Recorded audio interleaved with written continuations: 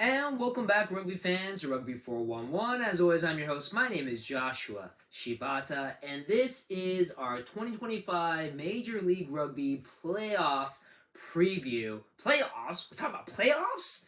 If you don't know what that is, you're probably much younger than me.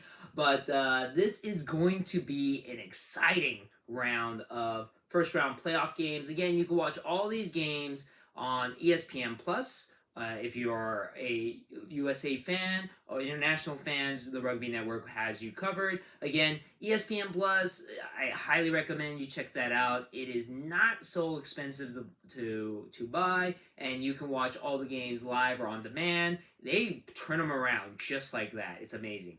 If you don't want to pay the money, you can watch all the games 72 hours after they're on the Rugby Network, but you do have to wait a little bit.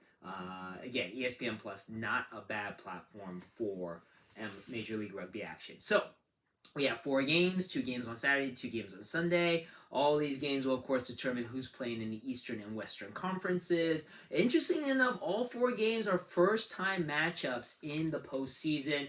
We have a couple of teams that will be making their playoff debuts, so that's always exciting as well. And some of these games really hard to figure out who's going to win. Again, if you're in my Super Brew Pick'em pool, you can play the playoff portion of the Super Brew Pick'em, but the whole, again, congratulations to our winner, Sarai. Never know how to pronounce it. You are a winner. There is no other prizes for the postseason playoffs. It's just for bragging rights. The actual contest itself is done. And I will still be doing videos to review the playoffs as well as preview upcoming rounds until our championship game in Central Bank Stadium in Rhode Island. So let's start us off Saturday, June 14th, 4 p.m. Pacific Standard Time. We have in our first Eastern Conference game, Old Glory DC going over to SeatGeek Stadium to take on the Chicago Hounds. This is the second postseason in 2 years for the Chicago Hounds. And this will be the third time that Old Glory has made it into the playoff picture. Unfortunately for Old Glory, the last 2 times that they made it in, they've run into the New England Free Jacks. So I'm sure, and those are always in the first round, I'm sure they're very happy to be playing somebody other than their New England rivals. Again, this is the first time Chicago's ever been in the playoffs. In this rivalry between these 2 teams, Old Glory has won 2, Chicago's won 1. And they've also drawn 1 as well. Interestingly enough, I didn't realize that these 2 teams have only played each other once this season, even though they're Eastern Conference teams. And in that game, it was Chicago that won in Chicago, 30-26. It was a very close game. Chicago is coming off of a bye, so that will be interesting to see how that affects them. But they did end the season on a pretty hot 3-game win streak. While conversely with Old Glory, they are on a 2-game losing streak after winning 4 straight. They dropped their last 2, including a pretty lopsided pounding by the San Diego Legion in San Diego. So, how is this going to go down? Honestly, it's going to be interesting to see how the bye affects Chicago, but Chicago had a lot of momentum going into the postseason. 3 straight wins, as I mentioned before. The last time that these 2 teams played was early in the year in Chicago. Chicago did win, but barely. I want to say that Chicago will walk away with the win on this one, but like most of the games in this playoff, it is going to be a close one. Speaking of close ones, 7 p.m. Pacific Standard Time, we now go to Zion Stadium in Utah, where the Seattle Seawolves, one of 2 two-time MLR champions, are going to play against the Seattle Seawolves. This is going to be an exciting game because, man, what team? I don't think any other team has looked as hot going into playoffs as Seattle, and Seattle has a habit of doing that. I've mentioned it before, Seattle being Seattle. And when this happens, Seattle makes a run for the championship game. Case in point, last season they made a run. Even though they didn't look very good last season either, they made it all the way to the end, just stopping short against the New England Free Jacks. This, of course, is going to be the 6th appearance for Seattle. They are, as I mentioned before, 2-time MLR champions. This is going to be the 3rd appearance for Utah, but their first appearance since 2021.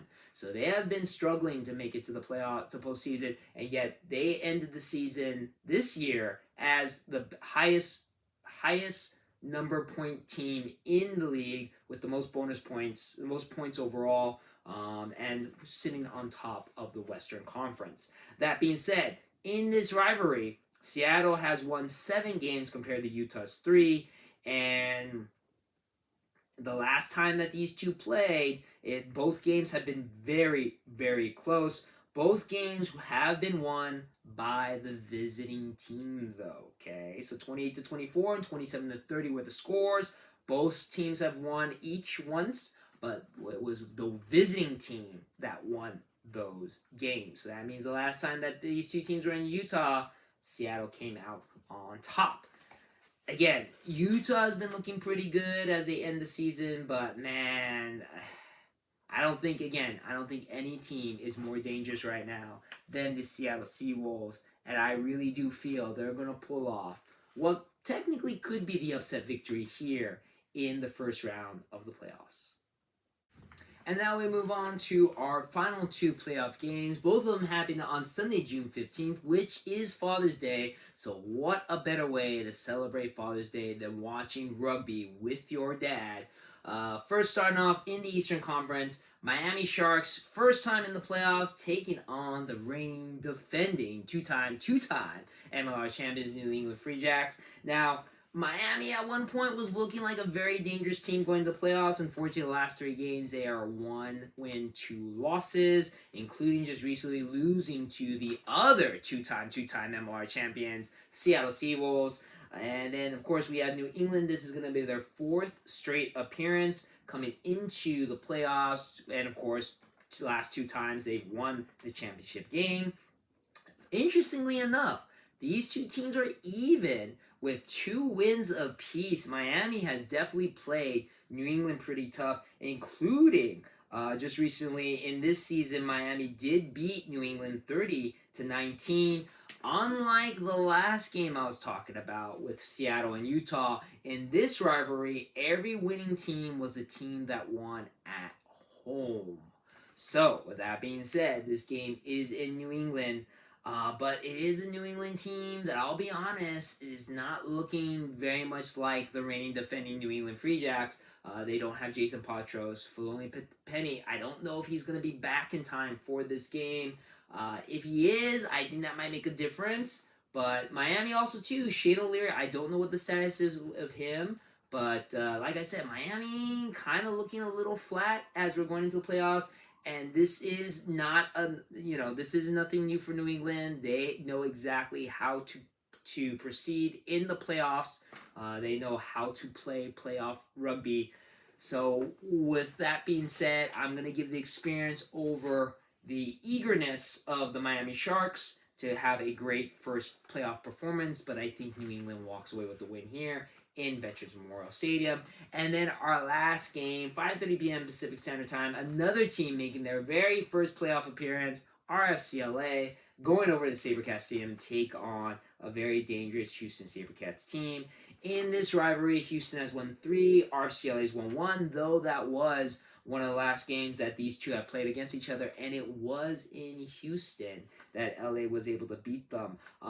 Though earlier in the season, Houston pounded LA 43-28. That's after LA was up 28-0 at the half, and completely fell apart. Granted, that LA team is not the same LA team as the one now.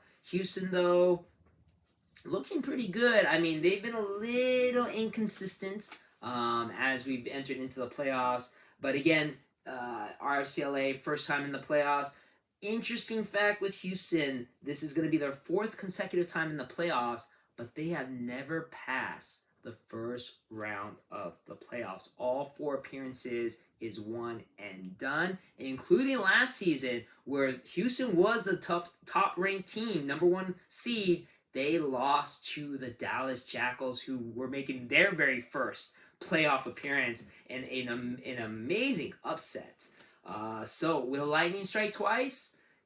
I'll be honest with you, I do feel like that could happen. RCLA, granted, they just lost against Utah, but man, they have looked like a completely different team, especially when it comes to the second half. If RFCLA can play a clean game, I think they can give Houston a run for their money, which would then, if the Seattle game happens the way that I think it will happen, that means RCLA could host the Western Conference Final, which, of course, I would be happy about that. But, again, it will be a very interesting playoff picture because all 4 games, I feel pretty hard to predict. Even this Miami game, I can see Miami upsetting New England. It wouldn't be out of the realm of impossibility. But, yeah, some fun, exciting playoff games. Again, you can watch all of that on ESPN Plus. Again, I will have a video reviewing those playoff games, previewing the Western and Eastern Conference Championship games. And we still have Super Bowl running if you want to play, though the t-shirt and the prize are completely done. But yeah, that's it. So again, thank you very much as always for watching my videos. Appreciate your support, and I'll see you on the pitch.